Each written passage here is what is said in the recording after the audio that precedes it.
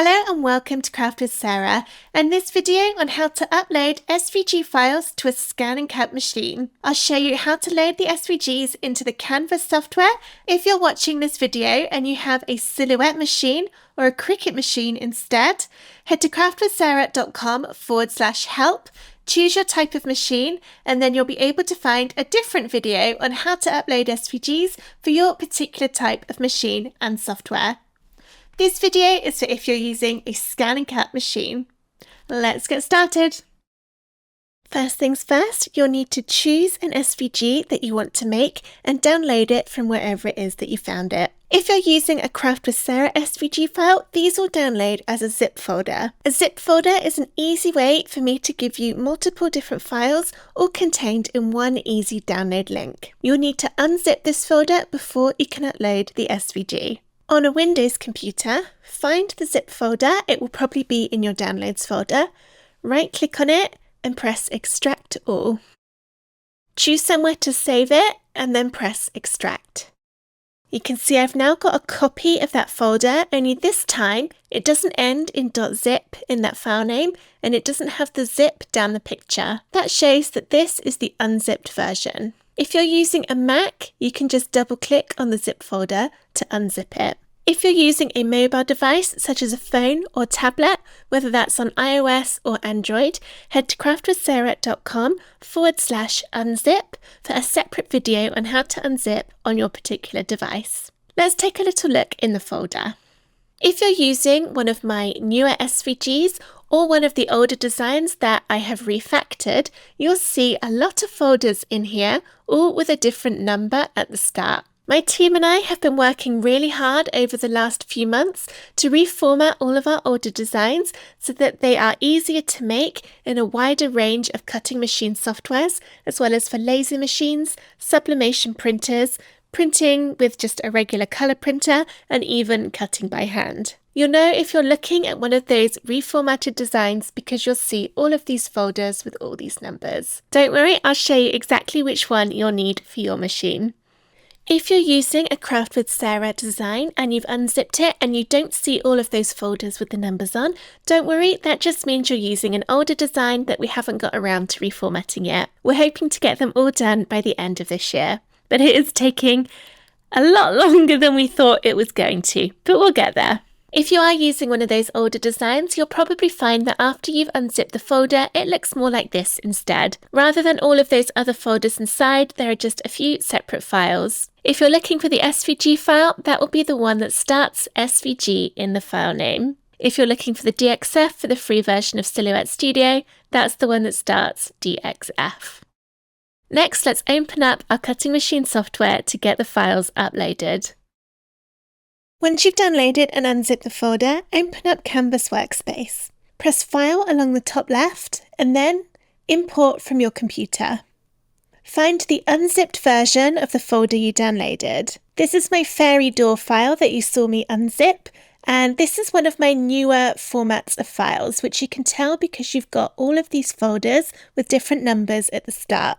For scan and cuts, I found that the easiest of these to use is either 03 layers separated in order or 04 separated by colour. My personal preference is the 04 layers separated by colour. So I'll open that one, and within there you've got several different files in different formats. The one to choose is the one which starts SVG in the file name, and then press Open. Now you'll notice that everything has come in black instead of in the colours that you may have been expecting. I'm not sure why my SVG files open all in black in Canvas Workspace. I have spent a very long time trying to find out why and couldn't come up with a solution. But as part of my research, I did download some SVGs from a wide range of other designers and other places online, and those all also loaded in black. So I'm fairly confident that it is a software issue rather than something with my specific files. Unfortunately for you as a scan and cut user, it does mean there's a few extra steps you need to do to add the colours back in before this is ready to cut. This is one of my main motivations for resaving all of my files and creating the layers split in order and layers split by colour versions. It's to make it easier for you. So let's take a little look at what's involved in changing the colours. Go back to File and import from your computer. Within the Layers Separated by Colour folder, you'll find a file called Colour Codes or Colour Guide.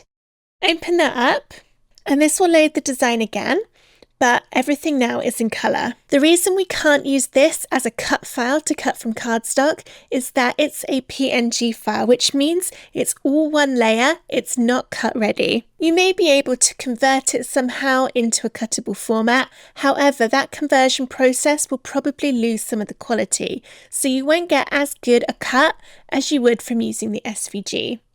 So in my opinion, it's worth taking the time to recolor the SVG, knowing you've got the best quality cut when it comes to actually making your project. You'll notice that the Colour Guides file has got numbers underneath each of the colours with a hashtag in front. These are hexadecimal codes, which is computer code, so that your monitor knows what colour it should be showing. The codes don't relate to any particular type of craft product, for example vinyl or cardstock, it's just how to know what colours to show on the screen. So we need to change everything on the left to match this. There are two ways that you can colour all of the black pieces. The first is to make the colour guide smaller and move it over to one side. Drag a box around all the bits in one particular colour. For instance, I've chosen this teal colour here. And then make sure you've got the Properties option selected over here in the right menu. Then click into the Fill box. You can click and drag to move this around, and within here is a box with a hex code in it.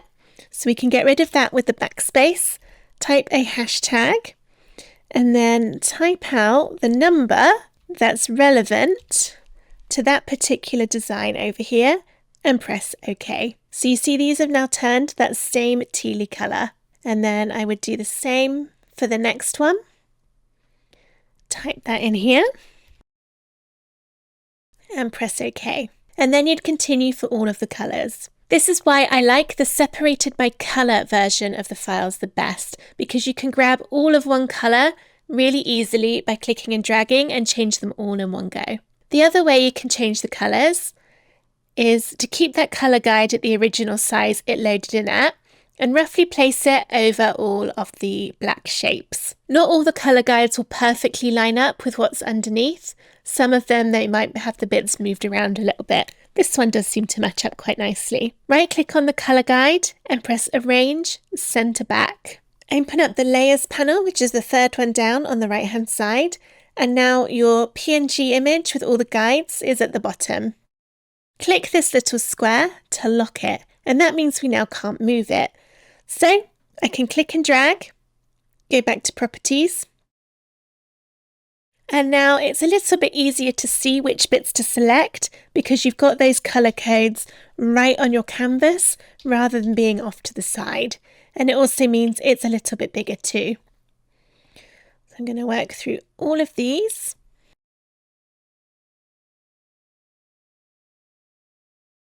Now that I've changed all of the colours, I can go back to my Layers panel, click the very bottom one and click the padlock again to open that up, and then click and delete. We don't need that anymore now that all the colours have been changed. And now my fairy door is ready for me to resize, ready to cut, and then follow all the steps to get it cut out from cardstock. I cover all of that in a separate video. To find that, head to craftwithsarah.com/help. Choose Scan and Cut from the list of available machines, and then look for the tutorial on how to make layered cardstock designs with a Scan and Cut. There are lots of other helpful Scan and Cut tutorials on that page too. For example, more information about recoloring designs, how to modify designs to remove layers or to simplify the colours so that you don't have to use as many sheets of card, how to make greetings cards with your Scan and Cut, and how to perfectly frame your layered cardstock projects so that they fit perfectly in your shadow box every time. I'll be adding lots of other tutorials to that page throughout the year too. So this was how to work out all of the colours and get the file ready for one of my newly formatted designs where you had all of the different files to choose from, and we could choose this Layers Separated by Colour to make it a bit easier. However, for the older files that I haven't yet had chance to go through and update, it will work a little bit differently. So I'll show you that in the next part of this video. Let's take a look at the seahorse design that we unzipped at the beginning of this video.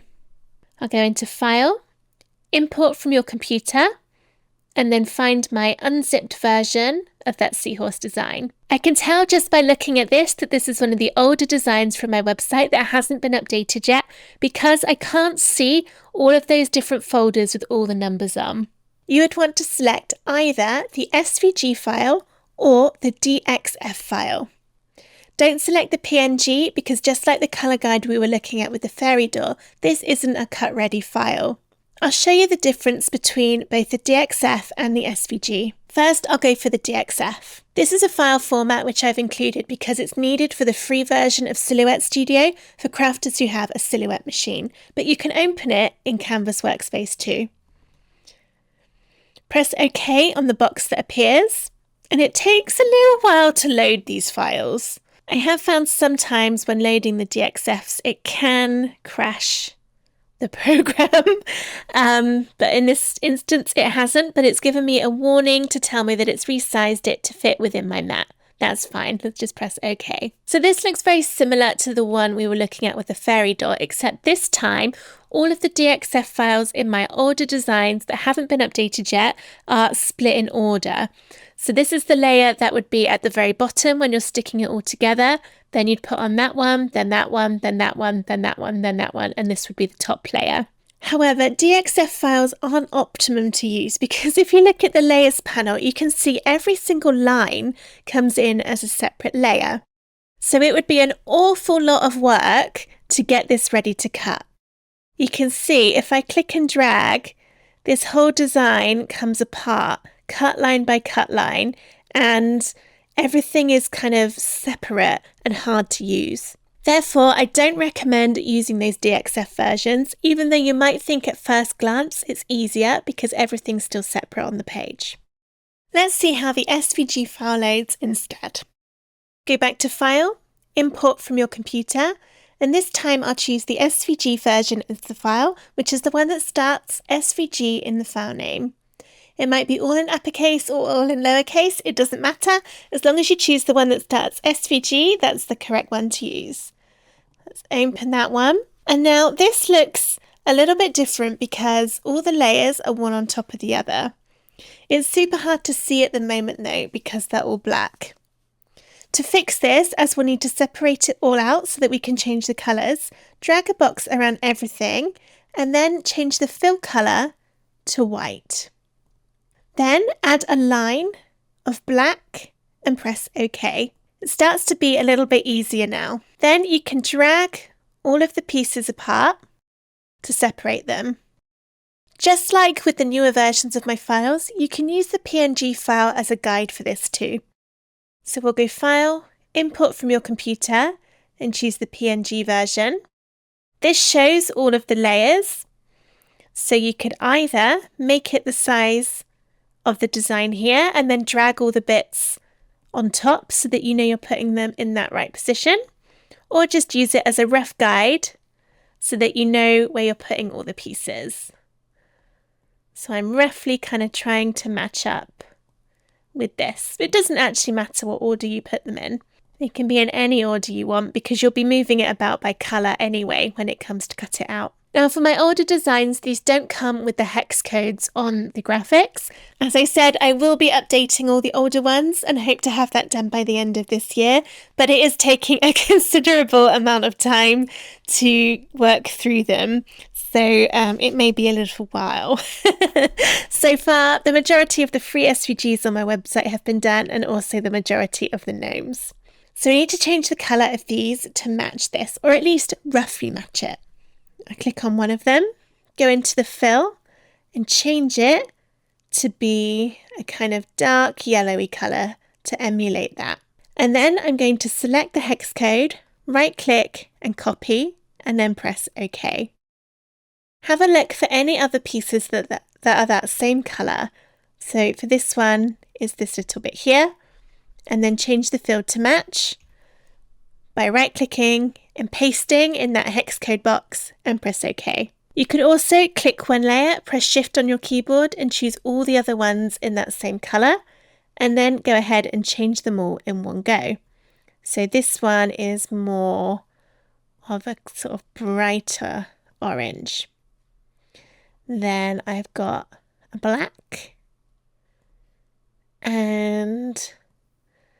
sort of reddy with a hint of orange. And then this one is a dark red. Now that I've changed all those colours, I don't need this one, so I can click it and delete.